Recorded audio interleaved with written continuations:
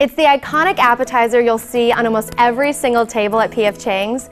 They're savory, crunchy, and one flavorful dish you'll want to learn how to make. Keep watching to see our take on P.F. Chang's lettuce wraps. Join us on Get the Dish, where we find out the secrets behind signature dishes from famous chefs and eateries and show you how to recreate them at home. We're going to start by heating about a tablespoon of sesame oil into our wok, and then adding our chickens. Today I'm using chicken breasts that I cubed into small pieces, but you can also use ground chicken or ground turkey. And you just want to make sure that you cook it all the way through. Great, our chicken is cooked all the way through. Now I'm just going to remove it from the heat and put it into a bowl and set it aside. Next I'm going to pour a little bit of vegetable oil into the wok and then cook our garlic and our mushroom. One thing I love about P.F. Chang's lettuce wraps is that they have those little pieces of mushroom. They're so flavorful and they really add a nice meaty texture to the dish. And we just want to saute these until the mushrooms are nice and tender. Awesome, well while those are cooking, I'm going to show you how to make their delicious special dressing. And a great tip is we're going to put it all into a mason jar and give it a good shake instead of whisking it and mixing it. We're going to start by putting our other tablespoon of sesame oil directly into the jar. Soy sauce, hoisin sauce, and this stuff, it's so good. It's salty, it's just delicious. I could eat this all day. Then we're gonna put in our ginger, finely chopped. Rice wine vinegar, this is gonna add a nice acidic flavor to the dressing. And finally, I'm gonna add a couple teaspoons of sriracha. You could also use chili garlic sauce, but I just love sriracha, and this sauce is just so garlicky and spicy, it just adds a really nice kick. Put the top right on and give it a good shake.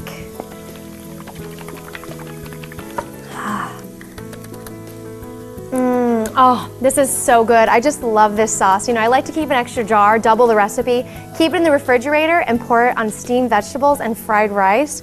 It lasts me all week long. This garlic and mushroom looks so good and smells amazing. Now I'm just gonna add our chicken back into the wok, give it a good stir, and then our water chestnuts. Oh, water chestnuts are so sweet, they're really crisp. You know, if you can't find water chestnuts, you can use jicama or even carrots, but I just love the water chestnuts because it's just like P.F. Chang's. Now I'm just gonna pour the sauce into the wok, turn up the heat, and then give it a good stir and just let that sauce bring all those flavors together. This smells so good. This is why it's one of my favorite appetizers to order.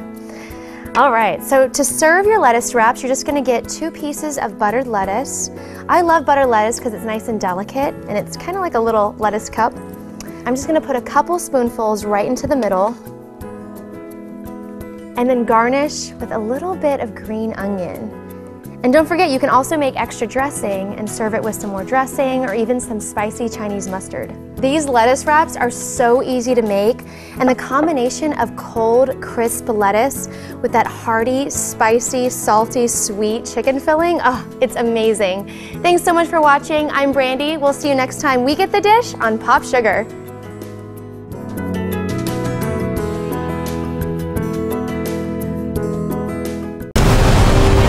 My father built this thing. We need to find him. The Force is strong with Rogue One. The first official Star Wars spin-off movie is exciting and action-packed. Lots of surprises, game-changing special effects, really clever the way it ties into the one that started it all. Rogue One is the best Star Wars movie since The Empire Strikes Back, so see it, and may the Force be with you. For more movie news, catch Access Hollywood and Access Hollywood Live.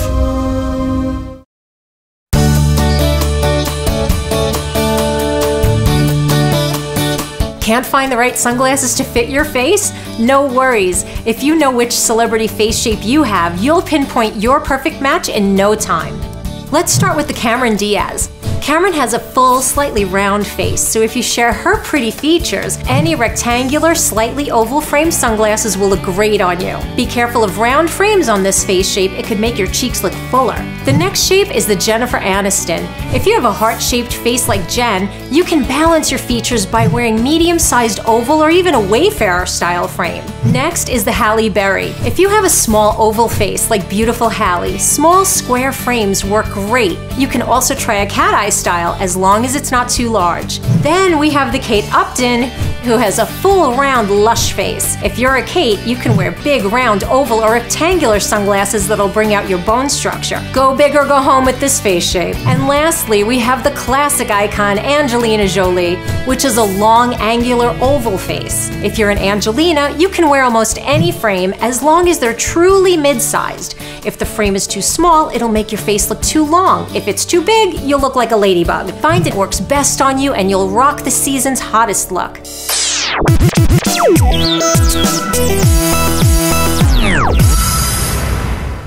Can't shake off the chills when it's warm? Here are 5 health-related reasons you may always be cold. You're a woman.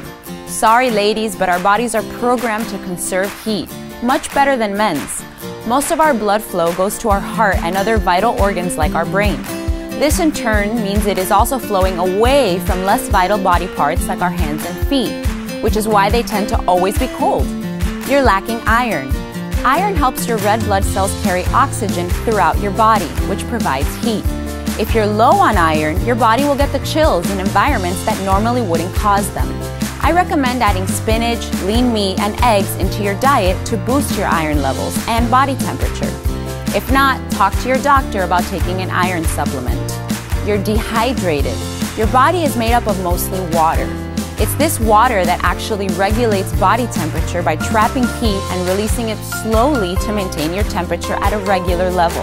But if you're dehydrated, there's less water, which means your body is more sensitive to temperature changes. To avoid the shivers, always stick to the number 8. Drink 8 8-ounce glasses of water per day. And remember to drink even more water before and after working out or when breastfeeding. You need to bulk up. If you're lacking muscle mass, then it's time to pick up the weights. That's because muscle helps maintain your body temperature by producing heat. Muscle mass also kickstarts your metabolism, which fights off the frosty feeling. You have hypothyroidism. Your thyroid's primary function is to secrete thyroid hormone, but a lack of hormone can slow down your metabolism and prevent your body from producing enough heat. Dry skin, fatigue, and thinning hair are other symptoms of hypothyroidism. If you suffer from any of these, go see your doctor who can confirm a diagnosis through a blood test.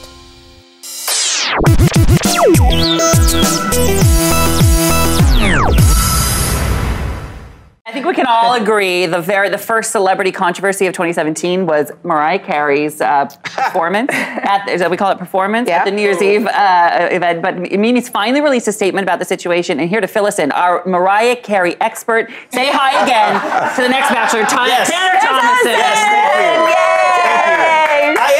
I truly am. I'm a Mariah Carey expert. Okay, so we're going to keep talking about this. Mariah Carey broke her silence about the botched performance on Dick Clark's Rockin' New Year's Eve live show. She spoke with Entertainment Weekly, but she didn't say what exactly went wrong. Here's her quote. All I can say is Dick Clark was an incredible person, and I was lucky enough to work with him when I first started in the music business. I'm of the opinion that Dick Clark would not have let an artist go through that, and he would have been as mortified as I was in real time. Woo! Yeah. Basically saying Dick Clark would be rolling over in his grave about this. Mariah's team said previously that her ear monitors weren't working and accused producers, they actually accused the producers of the show of sabotaging her performance to get ratings. The producer says that was absurd, so now another celebrity has jumped into the fray. Thank goodness. Jenny McCarthy, she was the co-host of the New Year's Eve show, and she thinks Mariah herself is to blame. She said on her radio show yesterday, quote, I think Mariah was nervous as hell. I think she chose tough songs to try to sing along with. I mean, her voice is not there anymore. I don't believe there was a problem with her inner ears, talking about her monitors. I think she used it as an excuse. Woo! Well, thank you, Jenny McCarthy. Now on page 6 says they spoke to 2 producers for the show, and they also said Mariah's to blame. There were speakers on the stage, and the dancers evidently had no trouble hearing them. Everyone saw them dancing along, so why not Mariah? Seems like I didn't think of that. Mimi is not going to take the fall for this, however. Entertainment Tonight is reporting that yesterday she fired her longtime creative director.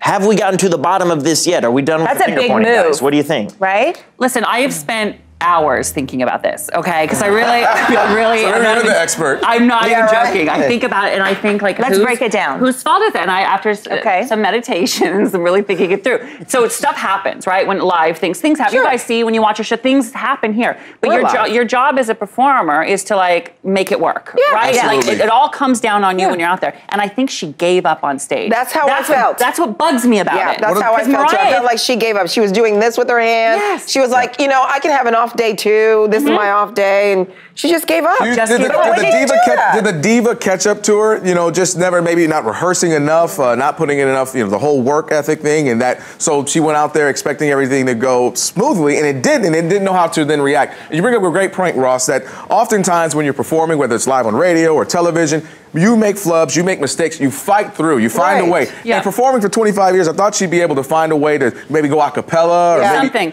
It's about doing your job, right? And say you're a bank teller, okay? And that you're at your bank window and your register stops working. What do? Ugh, I don't even want it. No, I'm going home. You go, well my register's not working. Let me figure this out. To another one. Because that's your job. Right. Give them an example. You mentioned this morning how you would handle that situation. Yes. Like in a live show. Yeah. You were like, if this happened, you would say, hey, you guys, time out. Let's come back after the break. Everything's hopefully going to be fixed, and you know, kind of move forward in that way. Well, and because she brings up a point. This is like the 8th conversation I've had about this so far today. I really care. That's all we've heard this morning.